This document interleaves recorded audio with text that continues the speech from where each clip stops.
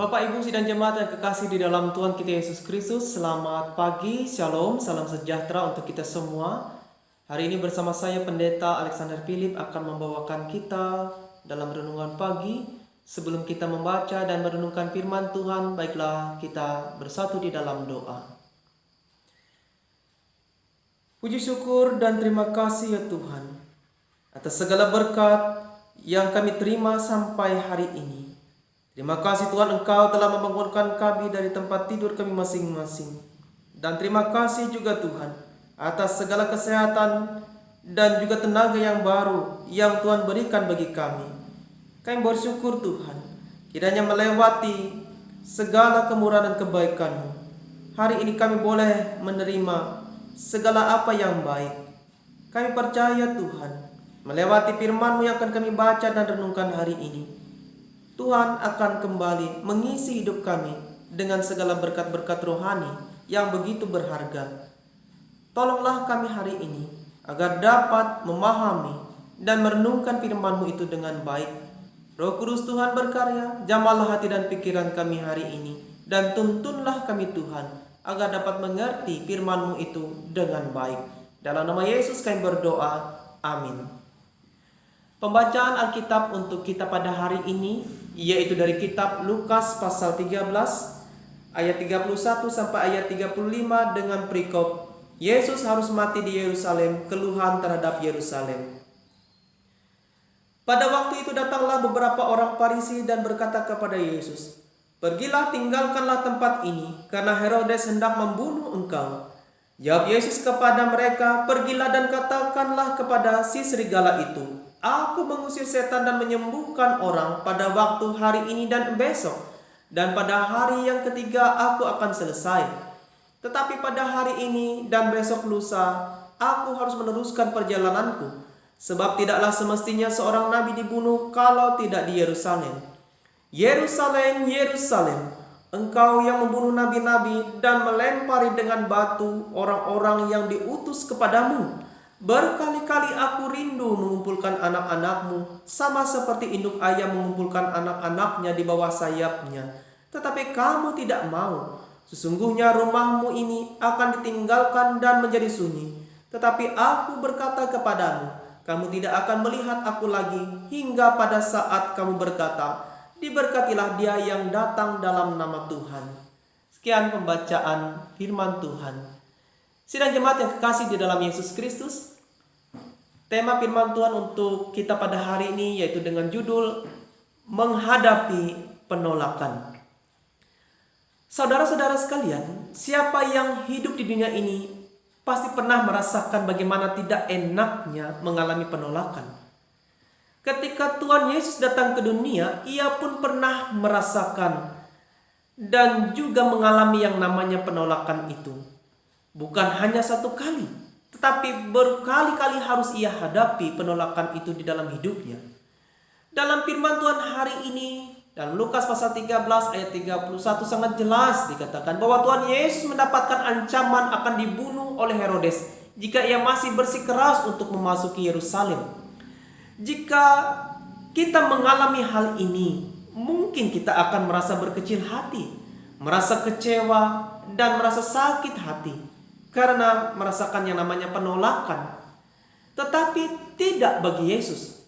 Yesus terus melakukan pelayanan dengan semangat pantang mundur. Mengapa bisa seperti itu Bapak Ibu Saudara sekalian? Karena Yesus tahu tujuannya turun ke dunia, tujuannya datang ke dunia bukan untuk mencari pengakuan atau penghormatan atau juga mendapatkan pujian daripada manusia, melainkan ia ingin melakukan kehendak Bapa dan bukan tergantung dari respon manusia yang ada di sekelilingnya.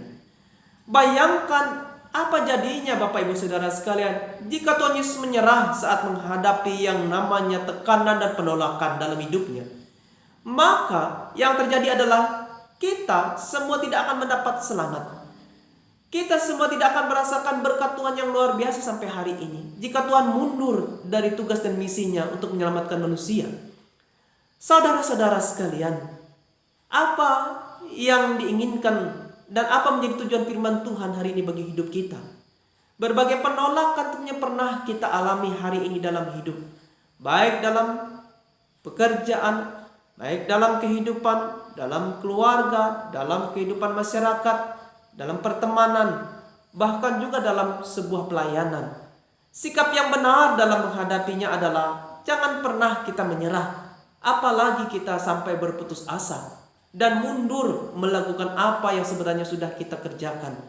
Justru penolakan-penolakan itu marilah kita jadikan penyemangat dan pembelajaran berharga bagi kita semua, untuk bertumbuh semakin kuat, untuk belajar semakin tekun, belajar sabar melakukan segala sesuatu, dan terus berjuang untuk mencapai tujuan hidup kita.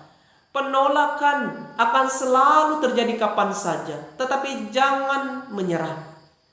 Tetaplah bersukacita dalam keadaan apapun, sebab sukacita sejati bukan berasal dari manusia, tetapi berasal daripada Tuhan.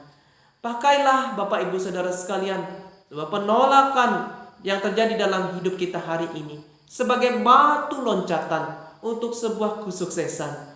Kiranya melewati setiap perjalanan hidup kita, walaupun ada banyak tantangan, ujian iman yang kita lewati, baik itu bentuk penolakan-penolakan yang terjadi dalam hidup kita. Ketika kita yakin dan percaya, kita melakukan apa yang benar dan kita melakukan apa yang sesuai dengan firman Tuhan, niscaya Tuhan akan memberikan kekuatan bagi kita untuk melewatinya. Teruslah berjuang, lakukanlah apa yang baik, layani Tuhan dengan penuh sukacita, maka semuanya akan mendatangkan hasil dan berkat yang berlimpah dalam hidup kita masing-masing. Tuhan memberkati kita melewati firman-Nya. Amin. Mari kita berdoa. Tuhan Yesus, kami bersyukur atas firman-Mu hari ini. Ajarlah kami Tuhan untuk menyingkapi setiap penolakan di dalam hidup kami dengan hikmat Tuhan. Seperti halnya Yesus ketika ia mengalami penolakan, ia tetap terus maju. Ia terus berjuang dan melakukan apa yang menjadi kehendak Bapanya. Kami percaya Tuhan apabila dalam hidup kami hari ini tidak ada yang tentunya selalu mulus dalam perjalanan hidup kami. Ada kalanya ketika kami bekerja, melakukan sesuatu, dan juga hidup di tengah-tengah orang banyak. Ada kalanya penolakan-penolakan itu kami rasakan. Tolonglah kami Tuhan, agar tetap terus melakukan apa yang menjadi tugas dan pekerjaan kami hari ini. Bahkan pelayanan kami, ketika kami melakukan apa yang benar, apa yang sesuai dan seturut kehendak Tuhan, tolonglah kami untuk tidak berputus asa melakukannya. Kami percaya bahwa setiap ketekunan, bahwa setiap perjuangan hidup kami, semuanya itu akan membuahkan hasil. Semuanya akan mendatangkan berkat yang berlimpah ketika kami tetap melakukannya dengan setia.